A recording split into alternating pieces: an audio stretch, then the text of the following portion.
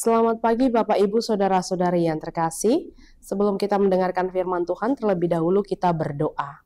Kasih karunia Tuhan kita Yesus Kristus dan kasih setia Allah Bapa dan persekutuan Roh Kudus, itulah yang menyertai hati dan pikiranmu sekalian. Amin. Bapak Ibu Saudara-saudari yang terkasih, dalam nama Tuhan kita Yesus Kristus, firman Tuhan yang menjadi renungan untuk kita pada hari ini Kamis 18 April 2024, yaitu dari 2 Timotius pasal 1 ayat 7. Sebab Allah memberikan kepada kita bukan roh ketakutan, melainkan roh yang membangkitkan kekuatan, kasih, dan ketertiban. Ay dilihod debatado tuhita to dihagogoon, to dihaholongon, to di pangarajayo diri, dada to di hatahuton. Demikianlah firman Tuhan. Saudara-saudari yang terkasih, dalam nama Tuhan kita Yesus Kristus, salah satu sifat yang menggerogoti umat manusia saat ini adalah ketakutan. Rasa takut membuat seseorang tidak memulai hubungan dengan orang lain karena takut gagal. Rasa takut juga membelenggu seseorang tidak mau berusaha atau bekerja karena takut salah. Rasa takut juga membelenggu hidup seseorang sehingga tidak mau menikah karena takut berhadapan dengan keluarga atau persoalan. Bahkan ada yang sampai fobia terhadap sesuatu hal karena ada masa lalu yang tidak baik, takut terulang kembali. Itulah efek atau dampak dari rasa takut yang membelenggu hidup seseorang, sehingga dapat kita katakan ketakutan menghalau damai sejahtera, sukacita, akal sehat, dan mengaburkan jalan yang kita tempuh. Ketakutan menguras energi kita sehingga tidak berdaya menjalani hidup dan memenuhi tanggung jawab. Sekalipun rasa takut ini juga penting di lain pihak, misalnya takut melakukan dosa, takut melanggar perintah Tuhan, takut dimarahi oleh orang tua. Ini adalah baik sehingga ada motivasi untuk melakukan hal-hal yang baik. Paulus saat itu ada dalam penjara karena dituduh melakukan pemberontakan kepada pemerintah ketika dia berusaha memberitakan firman Tuhan bahwa Yesus Kristus adalah juru selamat yang hidup. Tentunya ini akan mempengaruhi Timotius sebagai anak rohani dari Paulus. Dia mengalami pergumulan, dia boleh saja juga takut karena dia pun juga masih muda.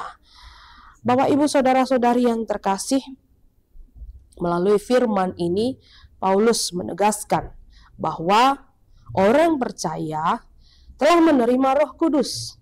Peran Roh Kudus dalam diri orang percaya adalah menyingkirkan roh ketakutan. Dari manakah datangnya roh ketakutan itu? Roh ketakutan adalah dampak dari kejatuhan manusia dalam dosa. Manusia berdosa kepada Allah karena malu dan menyadari telah menyimpang dan melanggar firman Tuhan. Dan hakikatnya dosa membuat kita takut di hadapan Allah. Takut berterus terang, sehingga selalu bersembunyi, melakukan berbagai agenda-agenda kotor, atau mencoba memutarbalikkan fakta, memutarbalikkan kebenaran, dan melimpahkan kesalahan itu kepada orang lain.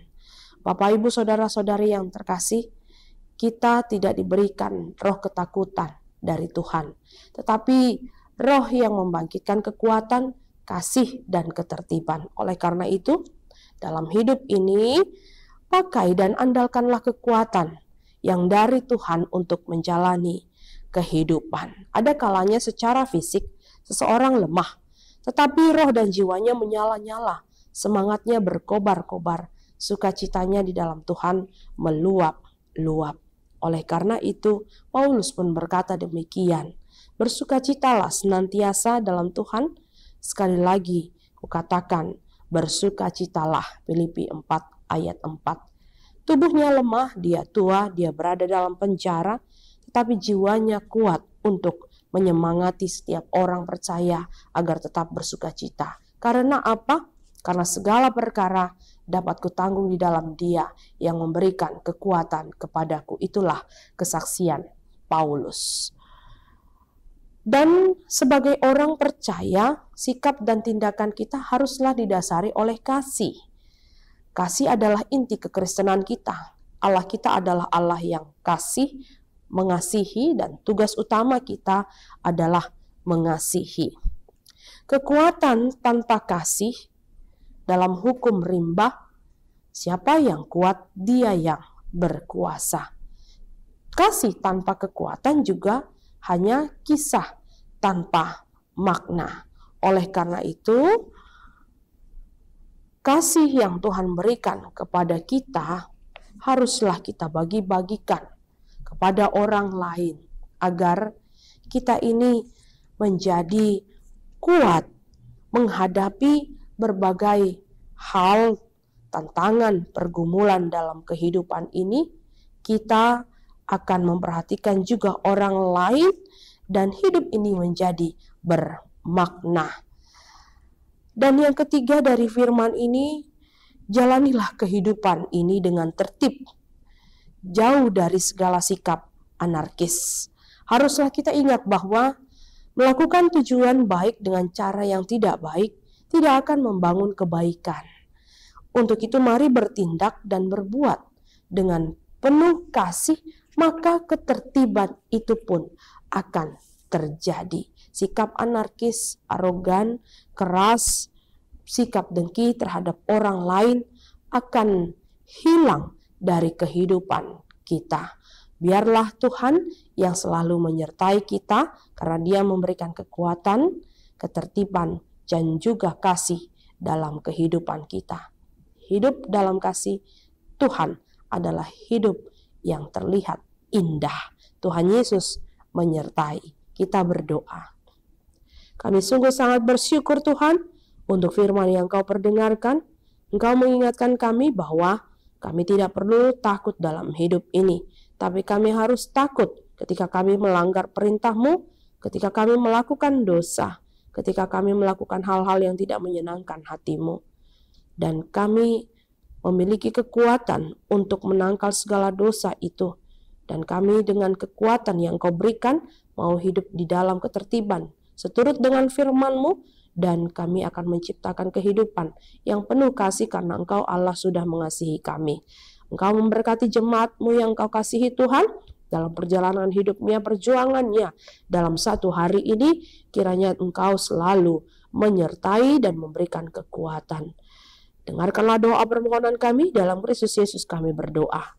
Kasih karunia Tuhan kita Yesus Kristus dan kasih setia Allah Bapa dan persekutuan Roh Kudus menyertai kamu sekalian. Amin. Selamat beraktivitas, Tuhan Yesus menyertai.